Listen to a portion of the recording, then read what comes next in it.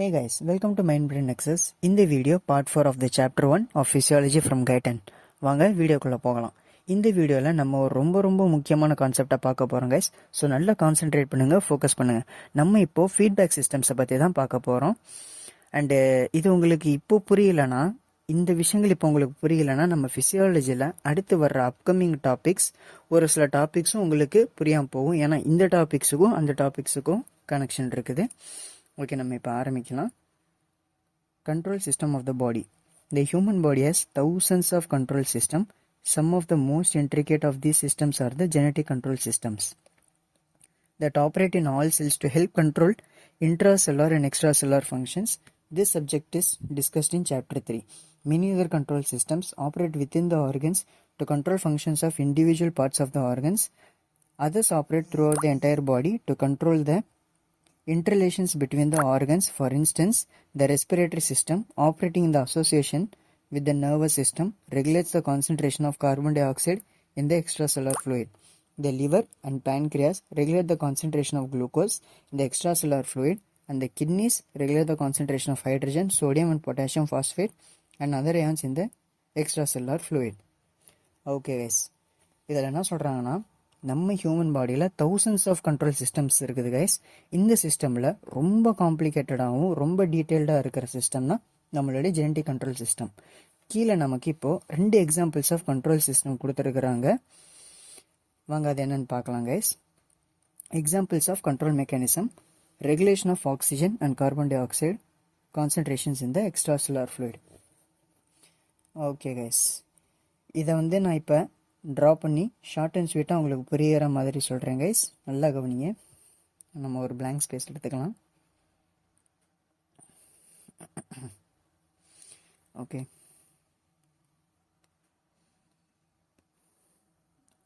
இது ஒரு செல், செல் 1. இது ஒரு செல், செல் 2. இதுக்கு நடுவில் இருக்கிறதுக்கு இதுக்கு பேர் என்ன நீங்கள் சொல்லுங்கள் பார்ப்போம். இதுதான் நம்மளுடைய இசிஎஃப், அதாவது எக்ஸ்ட்ரா செல்லுலார் ஃப்ளூயிட். இல்லாட்டி இதை நம்ம இன்டர்ஸ்டிஷியல் ஃப்ளூயிட்னு சொல்லிக்கலாம். அது ஏன் இன்டர்ஸ்டிஷியல் ஃப்ளூயிட்னு சொல்லணும்னு நான் போன வீடியோவிலே சொல்லிட்டேன். ஐயோ உங்களுக்கு தெரியும் நினைக்கிறேன். This is our extracellular fluid.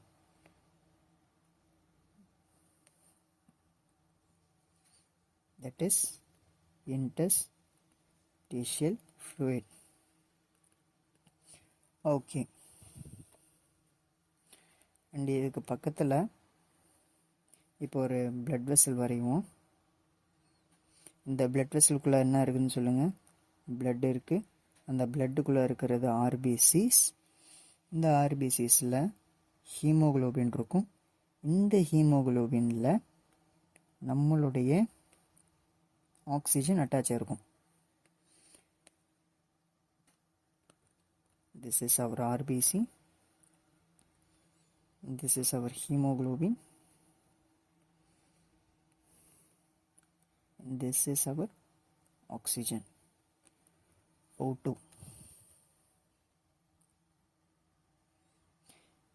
Okay guys, இப்போ இந்த டாப்பிக்கில் நம்ம ஆக்சிஜன் லெவல் எப்படி மெயின்டைன் ஆகுதுன்னு பார்க்க போகிறோம்.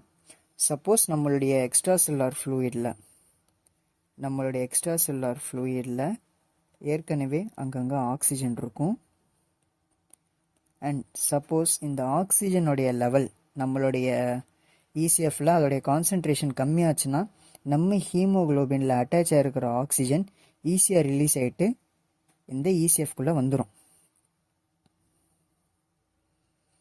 இங்கேருந்து ரிலீஸ் ஆகிட்டு நம்மளுடைய இசிஎஃப்குள்ளே வந்துடும்.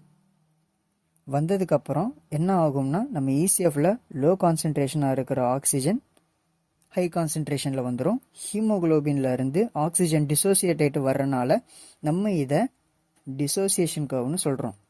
இதுக்கு நம்ம என்னன்னு சொல்கிறோம்? அசோசியேஷன், அதாவது டிசோசியேஷன் கர்வ். நம்ம ஹீமோகுளோபின்ல இருந்து இது டிசோசியேட் ஆகிட்டு வரனால இதுக்கு பேர் நம்ம டிசோசியேஷன் கர்வ்னு சொல்கிறோம். ஆக்சுவலாக இந்த பேராகிராஃபில் இந்த மெக்கானிசம் தான் போட்டிருக்கிறாங்க, வேறு ஒன்றும் இல்லை. ஸோ இந்த மெக்கானிசமை தான் நம்ம நெகட்டிவ் ஃபீட்பேக் மெக்கானிசம்னு சொல்லுவோம். பேசிக்காக நெகட்டிவ் ஃபீட்பேக் சிஸ்டமில் என்ன ஆகும்னா, ஃபர்ஸ்ட்லி எந்த விஷயம் நம்ம பாடியில் டெஃபிஷியண்ட்டாக இருக்குதோ லாஸ்ட்லி அதோட கான்சென்ட்ரேஷன் இன்க்ரீஸ் ஆகிடும். அண்ட் நம்ம இப்போ பார்த்த எக்ஸாம்பிளுக்கு oxygen buffering function of haemoglobin அப்படின்னு ஒரு நேம் இருக்குது. இதோட இன்னொரு பேர் என்ன? இப்போ நம்ம பார்த்த இந்த மொத்த ப்ராசஸுக்கு, இந்த எக்ஸாம்பிளில் இருக்கிற இந்த சிஸ்டமுக்கு ஒரு பேர் இருக்குது. அதுக்கு பேர் என்னென்னா oxygen buffering function of haemoglobin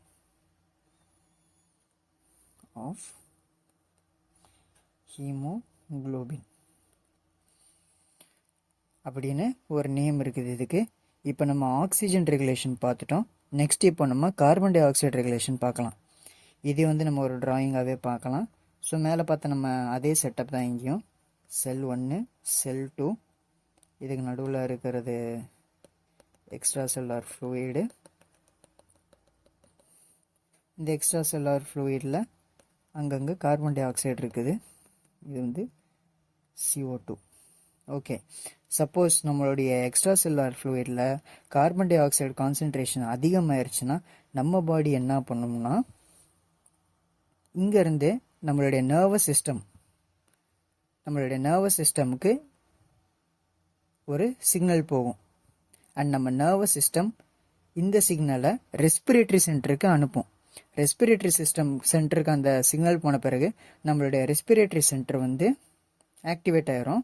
respiratory centre activate ஆன பிறகு வி ஸ்டார்ட் ரெஸ்பைரிங் வெரி ஃபாஸ்ட்லி. இதனால என்ன ஆகும், நம்ம பாடியில், அதாவது நம்ம எக்ஸ்ட்ரா செல்லார் ஃப்ளூயிடில் இருக்கிற concentration, carbon di oxide concentration சீக்கிரமாக குறைய ஆரம்பிச்சிடும். நம்ம பாடியை விட்டு அந்த CO2 வெளியே போக ஆரம்பிச்சிடும். இவ்வளோதான் guys, regulation of oxygen and carbon dioxide இந்த ECF.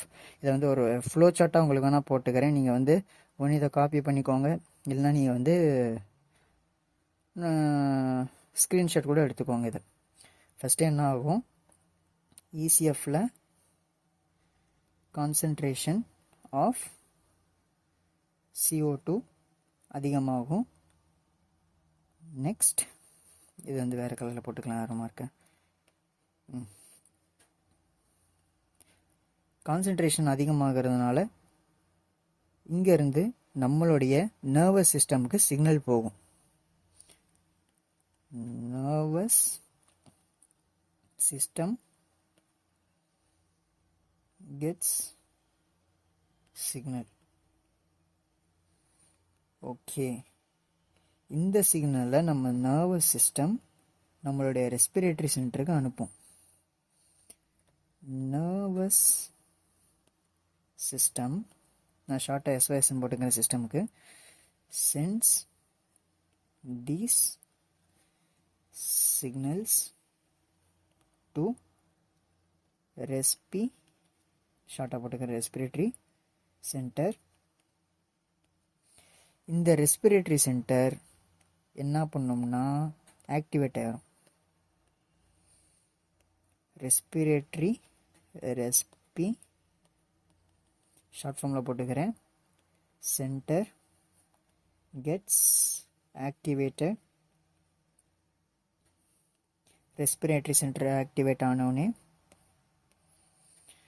நம்மளுடைய பாடி எக்ஸலேஷனை அதிகமாக பண்ண ஆரம்பிச்சிடும். எக்ஸலேஷன் மட்டும் இல்லை, இன்ஸ்பிரேஷன் டூ, ரெண்டுத்தையும் சொன்னால் இன்ஹலேஷன், அதாவது நம்மளோட ரெஸ்பிரேஷன் அதிகமாகிடும். Respiration increases. ரெஸ்பிரேஷன் இன்க்ரீஸ் ஆகிறதுனால fastly CO2 gets exhaled out of our body. Okay guys, இவ்வளோதான் இந்த மொத்த டாப்பிக்கில் கொடுத்துருக்குறாங்க.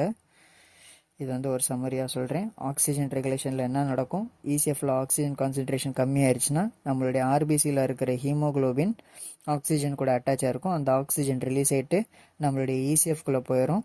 இசிஎஃப்குள்ளே போயிட்டு கான்சன்ட்ரேஷனை அதிகப்படுத்திடும். இந்த டிசோசியேட் ஆகிட்டு போகிறனால இதை வந்து நம்ம டிசோசியேஷன் கர்வ்னு சொல்கிறோம். இந்த மொத்த ப்ராசஸுக்கு வந்து ஒரு பேர் இருக்குது. இதுக்கு பேர் வந்து oxygen buffering function of the ஹீமோகுளோபின்னு சொல்கிறோம். இது வந்து நம்ம ஆக்சிஜன் ரெகுலேஷன் பார்த்தாச்சு. அடுத்து கார்பன் டை ஆக்சைடு ரெகுலேஷனில் என்ன நடக்கும்னா, நம்மளுடைய இசிஎஃப்ல கார்பன் டை ஆக்சைடு அதிகமாகிடுச்சுன்னா நம்ம நர்வஸ் சிஸ்டமுக்கு சிக்னல்ஸ் போயிடும். நம்ம நர்வஸ் சிஸ்டம் வந்து அந்த சிக்னல்ஸை நம்ம ரெஸ்பிரேட்டரி சென்டருக்கு அனுப்பிடும். நம்ம ரெஸ்பிரேட்டரி சென்டர் உடனே ஆக்டிவேட் ஆகிட்டு நம்மளுடைய ரெஸ்பிரேஷனை வந்து கூட்டி விட்டுரும். நம்ம ரெஸ்பிரேஷன் அதிகமாகிடுச்சுன்னா நம்ம CO2 ஃபாஸ்ட்டாக நம்ம உடம்பை விட்டு வெளியேற்றுறோம். எக்ஸைல் பண்ணி ரெஸ்பிரேஷன் பண்ணி வெளியே வந்து நம்ம உடம்புல இருந்து கார்பன் டை ஆக்சைடை வெளியே தள்ளி விடும். அவ்வளோதான் இங்கே நடக்குது. அடுத்த எக்ஸாம்பிள் நம்ம பார்க்கலாம். Regulation of arterial blood pressure. ஆக்சுவலாக கைஸ் இதோட வந்து ஸ்டோரியை வந்து இதை வந்து நான் ஒரு கதையாக உங்களுக்கு சொல்லி புரிய வச்சிடறேன். இவ்வளோ பெரிய பேராகிராஃப் வந்து உங்களுக்கு அப்புறம் போர் அடிச்சிடும். ஃபஸ்ட் நான் சொல்லி முடிச்சுட்டு இப்போ நான் போட்ட ஃப்ளோ சார்ட் மாதிரி கீழே ஒரு ஃப்ளோ சார்ட் போட்டு திரும்ப உங்களுக்கு எக்ஸ்பிளைன் பண்ணுவேன். ஃபஸ்ட் நான் சொல்கிறத கவனிங்க நல்லா. இதோட கதை என்னன்னா, நம்மளுடைய பாடியில் பேரோ ரிசெப்டார்ஸ் அப்படின்னு ரிசெப்டர்ஸ் இருக்குது guys. These are the receptors that somehow measure our blood pressure. ஓகேவா? நேச்சர் வந்து நம்ம பாடியில் டிஃபால்ட்டாகவே சில மெஷரிங் டிவைசஸ் கொடுத்துருக்குது. And this is one among those devices guys. இதை வந்து நீங்கள் பொதுவாக நம்ம கெரோட்டிட் ஆர்டரியோடைய பைஃபர்கேஷன் இருக்குது பார்த்தீங்களா? அதாவது நம்ம கெரோட்டிட் ஆர்டரி ரெண்டாக பெரிய இடங்கள், அந்த மாதிரி இடங்களில் வந்து நீங்கள் இந்த பேரோ ரிசெப்டார்ஸை அதிகமாக பார்க்கலாம். இப்போ இதில் என்ன சொல்ல வராங்கன்னா, நம்ம பாடியில் சப்போஸ் பிளட் ப்ரெஷர் லோ ஆகிடுச்சுன்னா இங்கேருந்து, அதாவது நம்மளுடைய பேரோ ரிசெப்டார்ஸ்லேருந்து சிக்னல் நம்ம பிரெயினில் மெடுலாக்கு போகும். பிரெயினில் பர்டிகுலராக எங்கே போகும்? மெடுலாக்கு போகும். And then our medulla alerts or activates the sympathetic system. நம்ம மெடுலா என்ன பண்ணோம்? சிம்பத்தட்டிக் சிஸ்டம்மை ஆக்டிவேட் பண்ணி விட்டுரும். இந்த system eventually raises our blood pressure guys. அதாவது இந்த நம்மளுடைய சிம்பத்தட்டிக் சிஸ்டம் வந்து ஆக்டிவேட் ஆனோடனே நம்மளுடைய பிளட் ப்ரெஷர் அது கூட்டி விட்ரும். ஸோ இதில் என்ன நடக்குதுன்னா, ஆரம்பத்தில் ஒரு விஷயம் நமக்கு கம்மியாக இருந்துச்சு அண்ட் நம்ம பாடி பல மெக்கானிசமை ஃபாலோ பண்ணி அதை அதிகமாக்கிடுச்சு. ஹென்ஸ் நம்ம முன்னாடி பார்த்த மாதிரி இதுவும் ஒரு நெகட்டிவ் ஃபீட்பேக் சிஸ்டம் தான். ஆக்சுவலாக கைஸ் நம்ம புக்கில் வந்து எக்ஸாம்பிள் இந்த மாதிரி கொடுத்துருக்கறனால உங்களுக்கு புரியணும்னு நான் வந்து கொஞ்ச நேரத்துக்கு முன்னாடி நெகட்டிவ் ஃபீட்பேக் சிஸ்டம்க்கு ஒரு டெஃபினிஷன் கொடுத்துருந்தேன். அந்த டெஃபினிஷன் வந்து ஆக்சுவலாக அந்த எக்ஸாம்பிளுக்கு ஏற்ற மாதிரி நான் கொடுத்துருந்தேன். பட் கரெக்டாக நெகட்டிவ் ஃபீட்பேக் சிஸ்டம்னா என்னென்னா, ஒரு விஷயம் நம்ம பாடியில் டெஃபிஷியண்ட்டாக ஆர் லோவாகிறதுனாலையோ, இல்லை அதே விஷயம் நம்ம பாடியில் அதிகமாகிறதுனால இல்லை ரைஸ் ஆகிறதுனாலையோ நம்ம பாடி ஒரு அன்ஸ்டேபிள் கண்டிஷனுக்கு வந்துடும். ஸோ இந்த அன்ஸ்டேபிள் கண்டிஷனை ஸ்டேபிளாக மாற்ற நம்ம பாடி எதனால அன்ஸ்டேபிள் ஆச்சோ அந்த விஷயத்தை அப்படியே அதுக்கு ஆப்போசிட்டாக பண்ணி நம்ம பாடியை ஸ்டேபிள் கண்டிஷனுக்கு கொண்டு வந்துடும். இதுதான் வந்து ஆக்சுவலாக நெகட்டிவ் ஃபீட்பேக் சிஸ்டம். லைக் போன எக்ஸாம்பிளில் வந்து நம்ம பார்த்த மாதிரி பிளட் ப்ரெஷர் லோவாக இருந்தது, அது வந்து ஹை ஆக்கி நம்ம பாடியை வந்து நம்ம ஹோமியோஸ்டாட்டிக் மெக்கானிசம் வந்து அதை ஹை ஆக்கி நம்ம பாடியை ஸ்டேபிள் கண்டிஷன் கொண்டு வந்துருச்சு. Same like if the BP is high, அதை லோ பண்ணி நம்ம பாடி நம்மளை வந்து ஸ்டேபிள் கண்டிஷனுக்கு கொண்டு வந்துடும். சிம்பிளாக சொன்னால் வந்து ஸ்டார்டிங்கில் இருந்த ஒரு ஈவெண்ட்டும் எண்டிங்கில் இப்போ நடக்கிற ஈவெண்ட்டும் ஆப்போசிட்டாக இருந்தால் அதுதான் நம்மளுடைய negative feedback system guys. I hope உங்களுக்கு இது வந்து புரிஞ்சிருக்கும்னு நினைக்கிறேன். இந்த ரெகுலேஷன் ஆஃப் பிளட் ப்ரெஷருக்கு வந்து உங்களுக்கு ஃப்ளோ சார்ட் மாதிரி போட்டு வேணால் ஒரு தடவை எக்ஸ்பிளைன் பண்ணுறேன்.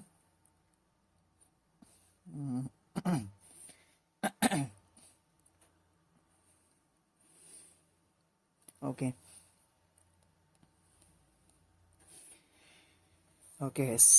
இதை வந்து கொஞ்சம் சைஸை குறைச்சிக்கலாம், அப்போ தான் நிறைய கண்டென்ட் இருக்குது எழுதுறதுக்கு. ஓகே, ஃபஸ்ட்டு என்ன ஆகுது, நம்ம பாடியில் வந்து பிபி லோ ஆகுது, பிபி ரெடியூஸ் ஆகுது.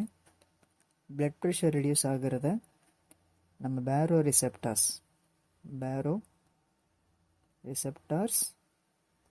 டிடெக்ட் பண்ணிடுது. பேரோ ரிசெப்டார்ஸ் அதை டிடெக்ட் பண்ண பிறகு இந்த ரிசெப்டார்ஸ் சென்ட் சிக்னல் டு எங்கே சென்ட் பண்ணணும், நம்ம பிரெயினுக்கு, to the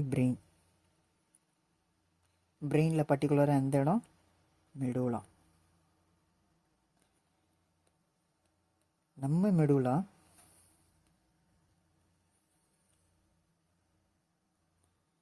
then activates the sympathetic system.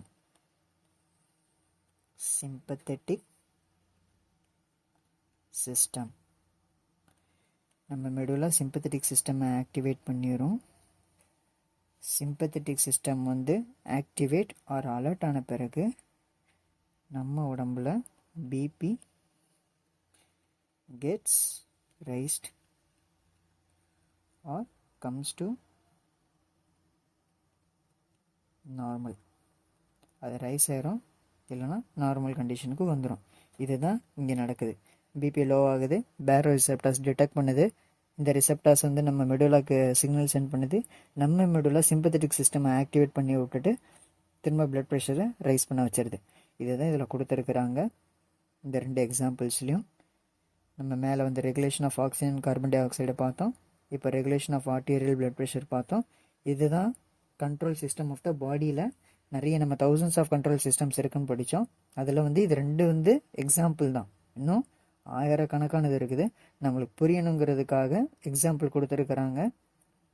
இந்த எக்ஸாம்பிள்ஸ் இந்த 2 சிஸ்டமும் ஃபாலோ பண்ணுறது எதனா நெகட்டிவ் ஃபீட்பேக் சிஸ்டமை தான் ஃபாலோ பண்ணுறோம்.